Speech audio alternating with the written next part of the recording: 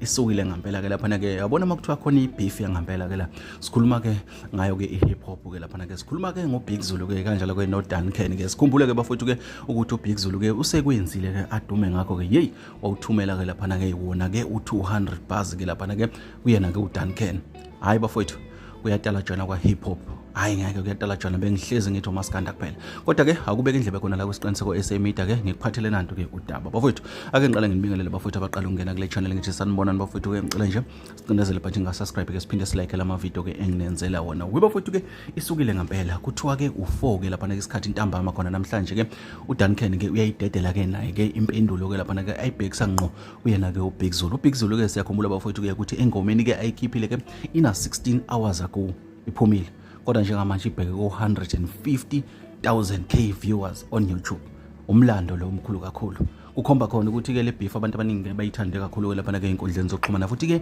bayidlala ke ngendlela ke efanele njengoba sibona ke ukuthi ke bayakhuphuka ke abantu abayibukayo ke lapha noma ke abayilalela lapha ke kwa YouTube uDuncan ke uthe ngeke ke ashawe ke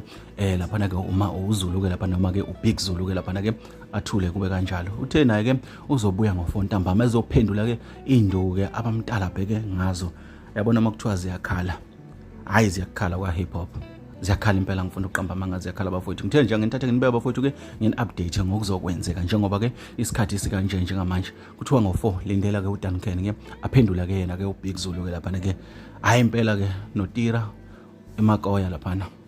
uhleka yedwa uthi akayingeni le ndaba kodwa ke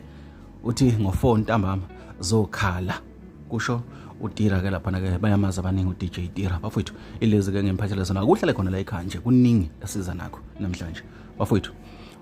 boniphathe kahle busuku nentambama seyifikile salute.